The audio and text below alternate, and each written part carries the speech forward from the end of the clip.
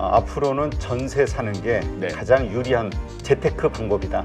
주식하고 부동산의 확연한 다른 점은 바닥권을 알 수 있느냐 없느냐의 차이예요.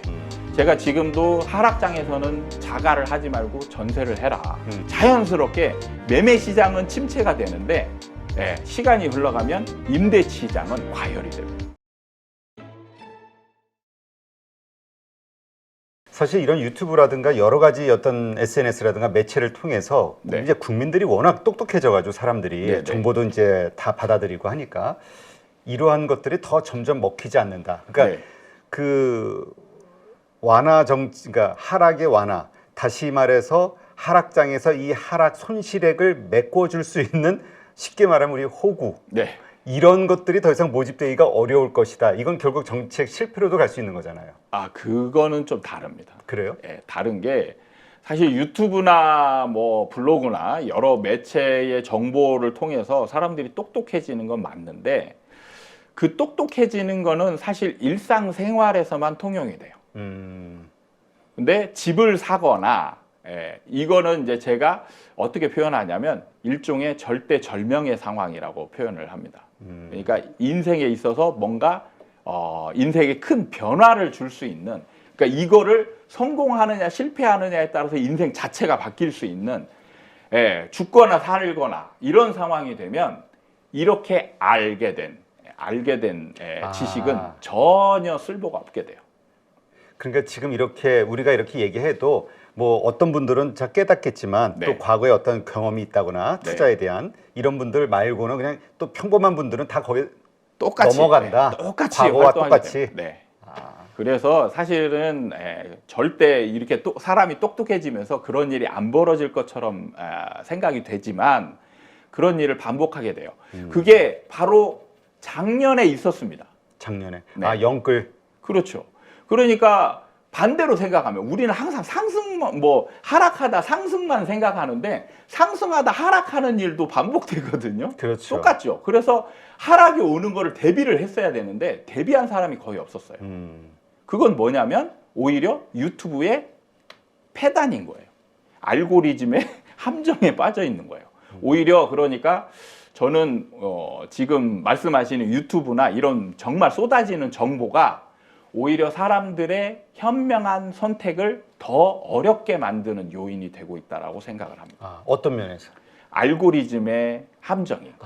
그러니까 결국은 상승 쪽에 대한 어떤 집을 사야 되나 이런 생각을 가진 분들은 그와 관련된 정보만 떠오르고 그렇죠. 그러니까 결국 그분들은 결국 그렇게 넘어가게 되는 거고. 그러니까 제가 사람을 연구하면서 느낀 거는 뭐냐면 사람들이 스스로 자기가 원하는 방향을 설정해 놔요. 맞아. 그러면 그거에 따라서 자기가 보고 싶은 게 있어요. 그러면 그걸 보다 보면 알고리즘은 그걸 이 사람이 이런 영상들을 좋아하네? 그러면 이런 영상의 아류들을 쫙 뒤를 꼬리를 이어서 깔아주는 거예요. 지금이 바닥이다. 그렇죠. 이제 정부에 맞서지 마라. 그렇죠. 뭐 이런 그런 것들. 거를 쫙 보고 나면 내가 맞아. 맞아. 이런 이제 합리화를 시키는데 더 확신을 갖게 되는 그런 상태를 만들게 되죠. 맞아요. 저도 저는 이제 원래 마케팅 쪽을 하다 보니까 어려운 상황에 빠진 스타트업이나 중소기업들 이렇게 좀 무료로 이렇게 한 몇 년간 이렇게 도와주는 일을 좀 해봤는데 그때 고민을 가져오잖아요. 그거를 어떻게 하지요가 아니야. 이미 어떻게 하기로 결심을 했는데 이게 자기가에 대한 확신을 얻고 싶은 거야. 나한테서 그거 괜찮네요. 이 소리를 듣고 싶은 거야. 맞아요. 그런데 이거와 반대되는 다른 소리를 하면 에이 그러고 가버리는 거예요. 맞아요. 그러니까 제가 사실 거의 개인 상담을 아예 안 하거든요. 그래요? 그게 딱 말씀하신 그 상황이에요. 그러니까 상담하러 오는 사람들이 딱 상담을 해보잖아요. 그러면 이 사람들이 원하는 답이 정해져 있어요. 자기가 선택한 것에 대한 확신을 좀 줘. 제가 본인이 생각한 거를 제가 맞아 그렇게 하시면 됩니다. 이걸 듣고 싶은 거예요. 맞아요. 근데 제가 계속 너는 틀렸어 하면은 이것이 계속 도돌이표처럼 계속 이만큼 따라오는 듯 하다가 제자리로 돌아갑니다. 그래도 제가 뭔가 저는 어떤 다른 전문가가 이런 얘기를 해서 저는 이런 선택을 했는데 이게 맞지 않나요? 그럼 제가 이렇게 얘기하면 그 전문가를 찾아가서 그분하고 상담을 하시라고. 그렇지. 그러면은 그래도 지금 좀 이제 잘 맞추시는 분이시니까 그게 이게 맞나 확인 좀 해주시라고. 틀렸습니다. 그러면은 그거를 인정을 절대 안 하는 거예요. 맞아요. 네. 제가 참 4년 정도 해가지고 한 300, 그냥 대충 한 350 전후의 어떤 그 컨설팅, 그 명의 그 기업들을 해봤는데 네, 네. 거기에 98%가 그래. 맞아요. 98%가 네, 네. 다 자기가 정한 답이 있고 예. 그거에 대한 확신을 얻고 싶은 거예요. 예외되는 사람을 제가 진짜 본 적이, 저는 수천 명을 상담을 했잖아요. 맞아요. 진짜 그게 표본만 약간 다를 뿐이지 결과치는 거의 똑같습니다. 그렇기 때문에 이번 정부의 의도대로 하락세가 일시적으로나마 어쨌든 멈추거나 반등하거나 하는 현상은 일어날 것이다. 일어날 수도 있죠. 근데 이제 정부가, 저는 이제 그 부분에 있어서 조절을 잘했다라고 표현하는 게 뭐냐면, 이게 세장이 있느냐 없느냐의 차이가 크다라는 거죠. 그래서 지금 정부가 이 부작용도 좀 안 일어나게 좀 의도한 게 아닌가, 이런 생각이 들 정도로 일부러 금리 인상 기조가 있는 상태에서 이런 정책들을 내놨다. 이 부분이 좀 핵심적인 부분이 아닌가, 이런 생각이 좀 들어요. 그렇죠. 금리 인상이라고 해봐야 앞으로 뭐 한두 번밖에 안 남았, 2번 정도밖에 네, 안 네, 남았으니까 네. 그때 가서 만약 이런 게 나왔으면 그때는 확 심리가 조금 더 이제 활활 타오르는 그런 상황이 벌어질 수 있었던 거죠. 그냥 이렇게 정리하면 되겠네요. 각자의 입장에서 최선을 다하는 걸로. 정부는 전체를 보고 어떻게든 그걸 막기 위한 그런 사람들이 필요한 거고, 네.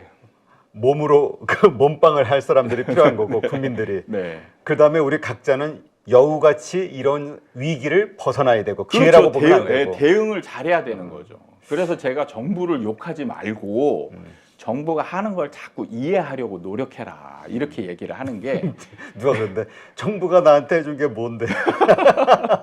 해준 게 없으면 그거를 예측을 했다가 나한테 반대되는 행동을 할 거라고 예상이 들면 그거를 내가 역이용하면 되는 거죠.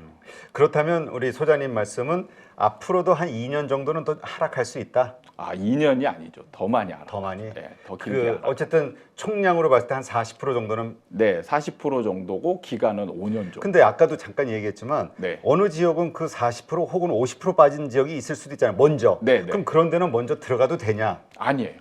어디를 기준으로 40% 빠졌을 때? 고점 기준으로 평균 40%지. 만약에 지금 40% 빠졌어요. 그럼 여기서 멈춘다라는 게 아닌 거예요. 더 빠질 수도 있다. 그러면 얘는 50%, 60% 빠질 수도 있는 거죠. 평균 기준으로. 네. 그 평균을 기준할 때 역시 강남을 보나요? 사실은 전체적인 거를 보는 거죠. 그래서 강남도 뭐 아파트별로 다 다르더라고요.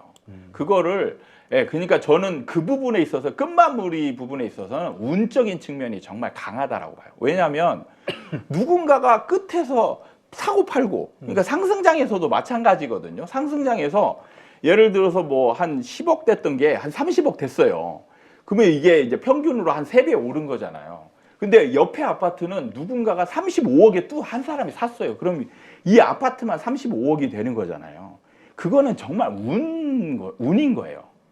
근데 전체적인 평균치로 보면 그게 큰 차이는 없이 비슷비슷하더라. 그걸 보면은 그냥 굳이 우리 아파트는 얼마 떨어집니까? 이렇게 가는 거는 예측이 거의 불가능한 거예요. 그러면 우리 그냥 평균 정부 뭐 어디 통계청이나 이런 데서 나오는 평균 40% 가까이 빠졌다라는 어떤 통계들이 나왔을 때부터 우리가 좀 생각하면 그때쯤 되면 저는 이제 이때부터는 매수 관점으로 이제 매수를 해라, 이게 아니고 매수 관점으로 접근을 하는 거예요. 그럼 매수 관점으로 가지고 있다가 사야 되는 정말 액션을 취해야 될 때는 언제예요? 그때도 제가 강하게 말씀드렸는데 우리나라에서 바닥권에서 가장 큰 지표가 되는 거는 바로 전세입니다. 전세. 그래서 전세가율이 역대 최고치에 근접하거나 아니면 최고치를 넘었을 때 그때가 이제 매수 관점 접근 가능한 그 상황이고, 그 다음에 동시에 전세가가 올라야 돼요. 전세가가. 그리고 강하게 오르는 상황. 그 전세가가 대비 몇 프로 정도 되면은 그래도 좀 관심 올라간다라는 걸 확연하게 느낄 수 있는 건 뭐냐면, 사실 뭐 얼마 올라가고 이런 거보다 주변에 매물이 없게 돼요. 매물이 내가 이 가격에 어떻게 팔겠냐. 그리고 전세 매물이 아예 없게 됩니다. 매물이 전세. 전세가가 올라가는 상황이 보면 이제 점점 매물이 급속도로 줄어들어요. 그런 상황이 되면 전세가 올라가겠다. 예측이 충분히 되고 그래서 이 정도 되면 이제 전세가율도 높고 전세가도 올라가는 상황이고 그러면 너무 급하게 들어갈 필요 없어요. 왜냐하면 상승장은 정말 길거든요. 근데 일찍 들어간 사람이 항상 일찍 팔고 나와요. 그리고 땅을 치고 후회하죠. 뭐 주식도 마찬가지죠. 네. 바닥 고생 바닥에서 하다가 네. 본전 돌아오면 어휴 고마워가지고. 그러니까 항상 사람들이 정해놓은 그 넘지 못할 선이 있는 것 같아요. 그래서 이 정도 선에 근접하면 불안한 거예요. 그래서 일찍 팔아버리거든요. 그런데 항상 그 이제 고점을 넘어서는 게 이제 문제죠. 그래서 일찍 팔아버린 사람들 항상 일찍 들어가서 일찍 팔아버리고 후회하고 그 다음부터는 이제 원칙이라는 게 무너지면서 막 이제 여기저기 막 쫓아다니면서 분위기에 휘말리는 그런 상황이 이제 갖춰지거든요. 그러니까 그런 거를 피하려면 오히려 사이클을 잘 모르겠다. 그러면 좀 늦게 들어가는 게 오히려 좋아요. 차라리 조금 더 비싸게 사더라도 네. 최저점에서 사려고 하지 말고 네네. 바닥 확인하고. 네. 주식이나 부동산이나 투자의 원칙은 똑같네요. 똑같습니다. 사람의 심리가 들어가기 때문에. 그렇죠. 요즘 전세와 관련한 이야기들이 참 말이 많아요. 깡통 전세. 예. 지금 어떻습니까? 지금 추세가 먼저 아까도 얘기하셨지만 지금 오늘 나온 오늘 1월 12일 이 대책 전 1월 3일 대책 이후 네. 이런 어떤 매물이 그동안 많이 몰려 있다고 그랬는데 네. 이것들이 좀 들어가고 있나요? 매매 쪽의 매물은 좀 이제 아파트별로 좀 다른데 들어가고 있는 데들도 있고 오히려 쏟아지는 데들도 있고 그래서 사실 어떻게 보면 전체적으로 별로 반응이 없는 그런 상황인데 많이 똑똑해진 거라고 또 어떤 분은 그러더라고요. 그 짚혀가지고 네. 예전처럼 안 당한다. 그렇게 바라볼 수도 있죠. 네. 어쨌든 지금 전세 시장은 굉장히 계속 하락 추세에 있는 거는 맞습니다. 지금 그렇다면은 앞으로는 전세 사는 게 네. 가장 유리한 재테크 방법이다. 그렇죠. 자산을 지금 하락장에서는 자기가 자산을 보유하고 있으면 손실이 생기거든요. 이럴 때 피하는 거는 임차로 들어가면 그 자산을 고스란히 일단 손해는 보지 않는 거죠. 그럼 유지하는 것만 해도 하락장에서는 유지하는 것만 해도 버는 게 되는 거니까 이럴 때는 임대로 들어가는 게 훨씬 더 유리한 포지션이 될 수 있다라고 생각을 합니다. 네, 지금 우리가 부동산 관련해서 이제 투자를 한다고 했을 때 많은 분들이 과거의 경기 침체 시기를 생각하면서 그 뭐죠? 경매를 많이 생각을 해요. 그걸로 돈 벌었다고 하는 분들이 워낙 많이 있으니까. 근데 또 어떤 분들은 경매로 돈 번 건 30년 전, 20년 전에는 가능했는데 안 돼. 이런 분도 또 있어. 헷갈려요. 저는 경매는 굉장히 일단 좋은 매매 방법은 맞아요. 맞기는 맞는데 효율성을 좀 따져봐야 되지 않나 이런 생각이 들거든요. 그러니까 남들이 경매를 안 할 때 하게 되면 효율성이 굉장히 좋아요.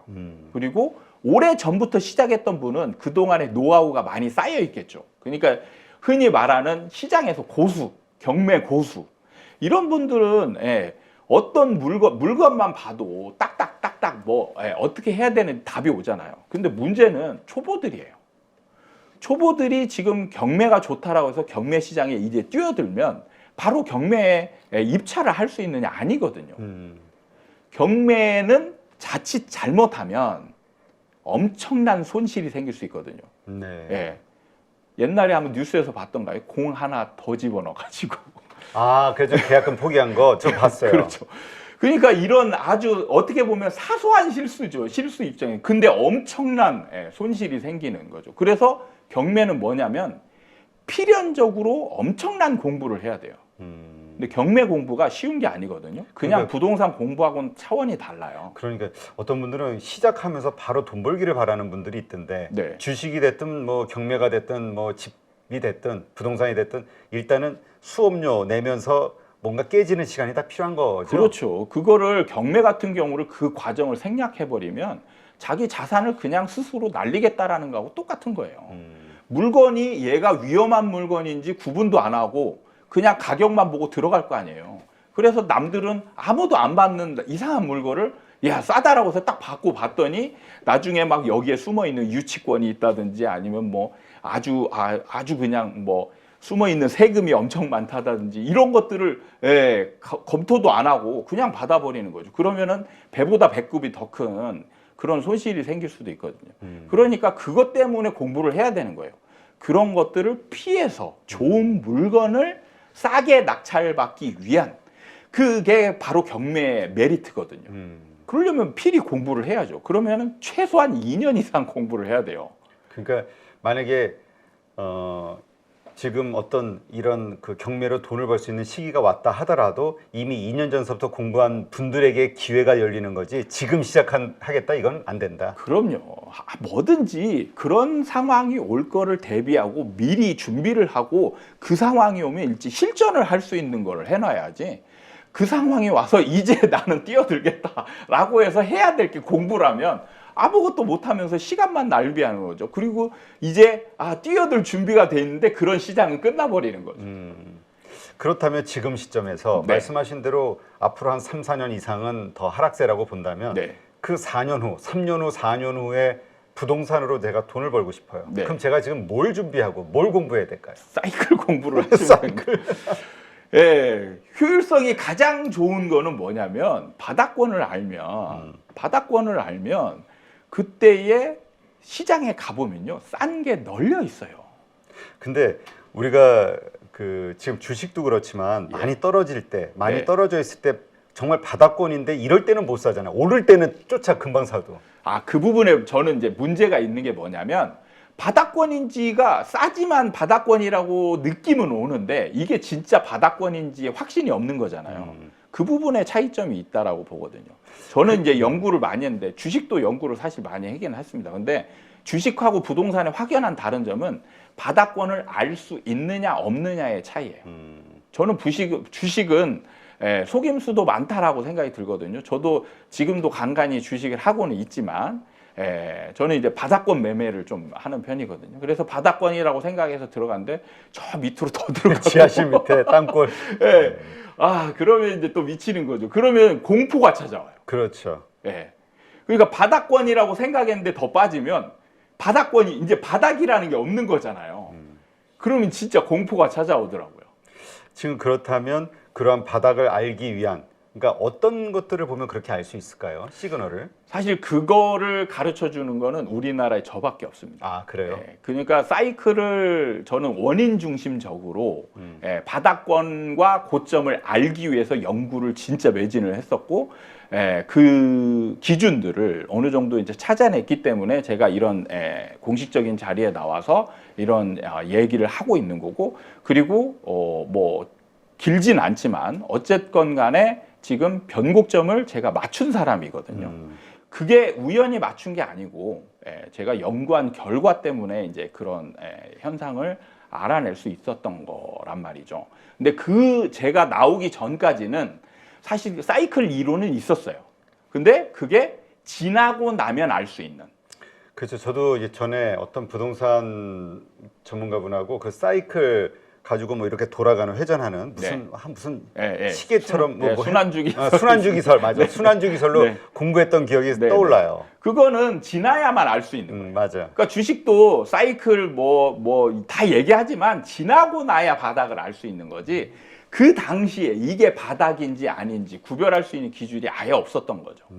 그래서 저는 제가 바닥을 진짜 제대로 알 수 있으면 얼마나 좋을까. 이렇게 생각을 하면서 접근을 해서 연구를 하고 그리고 그걸로 어느 정도 좀 결과치를 냈기 때문에 저는 자신 있게 제가 낸 책과 제가 하는 유튜브나 강의를 들으시면 어느 정도 기준을 세울 수 있을 것이다라고 자신 있게 얘기를 할 수 있습니다. 자, 우리가 깊숙이 공부하면서 전체는 따로 더 열심히 공부하는 걸로 하고 이 시간을 통해서 가볍게 핵심적인 내용으로 바닥에서 나오는 어떤 시그널 좀 쉽게 우리가 이해할 수 있는 저는 이 바닥에서 일어나는 시그널의 핵심은 뭐냐면 전세라는 상품의 굉장히 다른 특성 때문에 그래요. 특성 때문에 제가 지금도 하락장에서는 자가를 하지 말고 전세를 해라 라고 얘기를 했지만 이게 하락장이 되면 여러분들이 제가 말하지 않아도 이제 자연스럽게 전세가 좋다라는 걸 알고 전세를 다 선택하게 돼요. 그러면 자연스럽게 매매 시장은 침체가 되는데 시간이 흘러가면 임대 시장은 과열이 됩니다. 과열이 돼서 나중에 하락장, 바닥권이 되잖아요. 그러면 전세 시장이 완전 과열될 수 있는 에너지가 쌓이게 돼요. 그래서 전세난이라는 게 형성이 됩니다. 그것 때문에 매매 시장을 저절로 밀어 올리게 돼요. 이 밀어 올린다는 거를 사람들이 잘 받아들이질 못해요. 그래서 밀어 올린다는 거를 좀 이해를 하셨으면 좋겠는데, 매매 시장이 침체돼서 사는 사람이 아예 없어도 무조건 올라가요. 그렇군요. 그러니까 착각하는 거는 뭐냐면 전세가가 올라가니까 사람들이 전세가 올라가니까 이제 매매가 자산 시장이 괜찮아지겠구나 해서 매매를 사람들이 매매 시장으로 들어와서 거래량이 늘면서 올라가는 거라고 이제 생각을 하는데 그게 아니라는 거예요. 그게 아니고 매매 시장이 침체되면 침체가 더 심하면 할수록 더 많이 올라가게 돼요. 아이러니한. 전세 가격이 아니요, 전세 가격에 의해서 매매 가격이 올라가요. 매매 가격이 그러니까 매매 가격이 매매 시장이 완전 침체돼서 안 사는 사람이 제로여도 올라간다는 얘기예요. 그래서 그 전세가 비율이 60% 뭐 70% 이런 얘기들 많이 하잖아요. 네. 일반적으로 몇 프로 정도 되면 평균적으로 한 80%대. 80%대가 되면 80%대가 이때는 좀 사볼 만하다. 그렇죠. 80%대가 되면 이제 그때 되면 80%대라는 거는 어떤 아파트는 90%도 있고 어떤 아파트는 정말 인기 좋고 막 빨리 올라가는 거는 75% 정도 선일 때도 있고, 이렇게 이제 평균적으로 봤을 때 한 80%대가 오면 전세가율이 이제 높은 편에 속하는 거고, 그때 되면 이제 직접적인 전세가가 매매가에 직접적인 영향을 주게 돼요. 전에 이런 말씀도 제가 들었던 걸로 기억이 되는데, 정부에서 그 양도소득세 뭐 몇 년간 면제해주는 어떤 그런 최후의 정책이 나왔을 때도 하나의 시그널로 볼 수 있다. 그게 바닥권이 되면 저절로 나오는 거예요. 저절로 나온다. 그거는 뭐 이게 나오면 신호로 받아들이고 뭐 이거보다는 그 상황이 되잖아요. 그러니까 뭐냐면 바닥권이 돼서 침체됐잖아요. 매매 시장이 살아날 기미가 없어요. 그럼 정부는 매매 시장을 좀 살려야 되잖아요. 그러니까 이때 양도세 면제 같은 이런 부양책을 내놓게 되는 거예요. 자연스럽게. 그것이 아까 말씀하신 경기부양책. 네. 그러니까 경기 부양책이 나오면은 이게 바로 그거의 효과가 나타나지 않아요. 근데 이런 제가 정책의 누적 효과라고 얘기하죠. 누적 효과. 어느 순간부터. 그렇죠. 정책이 규제였던 게 싹 풀리고, 좀 지나면 또 부양책도 나오고, 그러면 이런 게 당분간은 효과가 없다가 나중에 이제 시장이 먼저 상승을 하고 나면 이제 상승을 가파르게 만들 수 있는 에너지 동력이 되는 겁니다. 네, 알겠습니다. 우리 가족분들 차분하게 한번 이러한 관점에서 공부를 좀 해봐야 될 필요가 있겠네요. 네. 네. 솔사이보네